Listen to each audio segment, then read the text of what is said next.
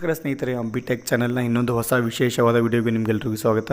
Friends, ಇವತ್ತಿನ ಮಾಹಿತಿ ಯಾವುದು ಅಂತ ನಿಮಗೆ ಥಂಬ್ಲಿ ನೋಡಿ ನಿಮಗೆ ಅರ್ಥ ಆಗಿರುತ್ತೆ. ಸೊ ಅದೇನೆಂದರೆ ಗೃಹಲಕ್ಷ್ಮಿ ಯೋಜನೆ ಬಗ್ಗೆ ಒಂದು ಶಾಕಿಂಗ್ ನ್ಯೂಸ್ ಬಂದಿದೆ. ಸೊ ಅದು ಏನು ನ್ಯೂಸ್ ಅಂತ, ಸೊ ಯಾರಿಗೆಲ್ಲ ಗೃಹಲಕ್ಷ್ಮಿ ಅಮೌಂಟ್ ಬರ್ತಾಯಿತ್ತು, ಯಾರೆಲ್ಲ ಫಲಾನುಭವಿಗಳು ಇದ್ರಿ, ಸೊ ಯಾರಿಗೆಲ್ಲ ಅಮೌಂಟ್ ಬರ್ತಾಯಿತ್ತು, ಸೊ ಇದರಲ್ಲಿ ಯಾರಿಗೆಲ್ಲ ಕ್ಯಾನ್ಸಲ್ ಆಗಿದೆ, ಸೊ ನಿಮ್ಗೇನಾದರೂ ಕ್ಯಾನ್ಸಲ್ ಆಗಿದೆ ಇಲ್ಲ ಅಂತ ಯಾವ ರೀತಿ ಚೆಕ್ ಮಾಡಬೇಕು, ಒಂದೇಳಿ ಕ್ಯಾನ್ಸಲ್ ಆಗಿತ್ತು ಅಂದರೆ ಏನು ಮಾಡಬೇಕು, ಒಂದೇಳಿ ಕ್ಯಾನ್ಸಲ್ ಆಗಿಲ್ಲ ಅಂದರೆ ಸೊ ನಿಮಗೆ ಅಮೌಂಟ್ ಯಾವಾಗ ಬರ್ಬೋದು, ಸೊ ಅದ್ರ ಬಗ್ಗೆ ನಿಮಗೆ ಸಂಪೂರ್ಣವಾಗಿ ಮಾಹಿತಿನ ನಿಮಗೆ ತಿಳಿಸ್ಕೊಡ್ತೀನಿ ಫ್ರೆಂಡ್ಸ್. ಸೊ ಅದಕ್ಕೋಸ್ಕರ ನೀವು ಏನು ಮಾಡಬೇಕಂದ್ರೆ ವಿಡಿಯೋನ ಸ್ಕಿಪ್ ಮಾಡಿದೆ ಕೊನೆವರೆಗೂ ನೋಡಿ. ಸೊ ನೀವು ವಿಡಿಯೋನ ಕೊನೆವರೆಗೂ ನೋಡಿದರೆ ನಿಮಗೆ ಫುಲ್ ಇನ್ಫಾರ್ಮೇಷನ್ ಸಿಗುತ್ತೆ. ನೀವು ವಿಡಿಯೋನ ಸ್ಕಿಪ್ ಮಾಡಿ ನೋಡಿದರೆ ನಿಮಗೆ ಇನ್ಫಾರ್ಮೇಷನ್ ಪೂರ್ತಿಯಾಗಿ ಸಿಗೋದಿಲ್ಲ. ಸೊ ಅದಕ್ಕೋಸ್ಕರ ವಿಡಿಯೋನ ಸ್ಕಿಪ್ ಮಾಡಿದೆ ಪೂರ್ತಿಯಾಗಿ ನೋಡಿ ಫ್ರೆಂಡ್ಸ್.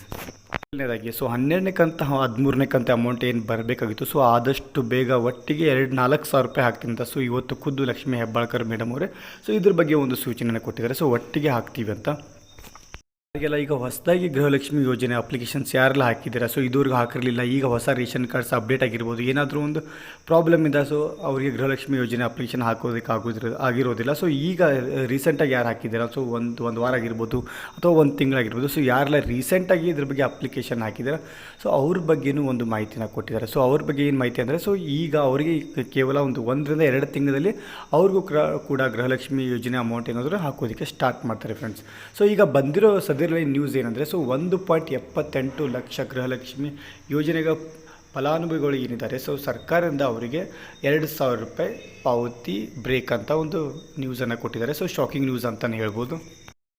ಸೊ ಇದ್ರ ಜೊತೆಗೆ ಸೊ ಯಾರೆಲ್ಲ ಹೊಸದಾಗಿ ಅಪ್ಲಿಕೇಶನ್ಸ್ ಹಾಕಿದ್ದಾರೆ ಅವರಿಗೂ ಕೂಡ ಈಗ 1-2 ತಿಂಗಳಲ್ಲಿ ಅವರಿಗೂ ಕೂಡ ಅಮೌಂಟ್ನ ಟ್ರಾನ್ಸ್ಫರ್ ಮಾಡ್ತೀನಿ ಅಂತ ಹೇಳಿದ್ದಾರೆ. ಸೊ ಅವರಿಗೆ ಏನೆಲ್ಲ ಪೆಂಡಿಂಗ್ ಇದೆ, ಸೊ 1 ತಿಂಗಳಾಗಿರ್ಬೋದು, 2 ತಿಂಗಳು, 3 ತಿಂಗಳಾಗಿರ್ಬೋದು, ಸೊ ಅವರಿಗೂ ಕೂಡ ಒಟ್ಟಿಗೆ ಅಮೌಂಟ್ನ ಜಮೆ ಮಾಡ್ತೀವಿ ಅಂತ ಸೊ ಇದ್ರ ಬಗ್ಗೆ ಒಂದು ಸೂಚನೆಯನ್ನು ಕೊಟ್ಟಿದ್ದಾರೆ ಫ್ರೆಂಡ್ಸ್.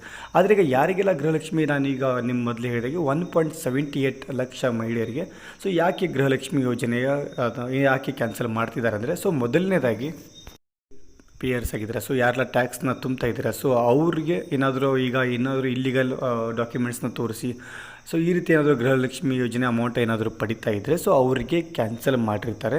ಸೊ ನಿಮ್ದು ಏನಾದರೂ ಕ್ಯಾನ್ಸಲ್ ಆಗಿದ್ದಿಲ್ಲ ಅಂತ ನೀವು ಯಾವ ರೀತಿ ಹೋಗಿ ಚೆಕ್ ಮಾಡಬೇಕು ಅಂದರೆ, ಒಂದು ನಿಮ್ಮ ಹತ್ತಿರದ ಗ್ರಾಮ ಒನ್ ಆಗಿರ್ಬೋದು, Bengaluru one, Karnataka one, so ಈ ಸೆಂಟರ್ನಲ್ಲಿ ಹೋಗಿ ನೀವು ಒಂದ್ಸಲ ನಿಮ್ಮದು ಆಧಾರ್ ಕಾರ್ಡ್ ತೊಗೊಂಡೋಗಿ ನಿಮ್ಮ ರೇಷನ್ ಕಾರ್ಡ್ನ ತೊಗೊಂಡೋಗಿ ಒಂದ್ಸಲ ನೀವು ಚೆಕ್ ಮಾಡಿಸ್ಕೊಳ್ಳಿ ಫ್ರೆಂಡ್ಸ್. ಸೊ ಅದರಲ್ಲಿ ನಿಮ್ದು ಏನಾದರೂ ಟ್ಯಾಕ್ಸ್ ಪೇಯರ್ ಅಂತ ಬಂತು ಅಂದರೆ ಸೊ ಅದಕ್ಕೆ ಏನು ಮಾಡಬೇಕು ಅದನ್ನು ಕೂಡ ನಿಮಗೆ ಇದೇ ವಿಡಿಯೋನಲ್ಲಿ ನಿಮಗೆ ತಿಳಿಸ್ಕೊಡ್ತೀನಿ ಫ್ರೆಂಡ್ಸ್.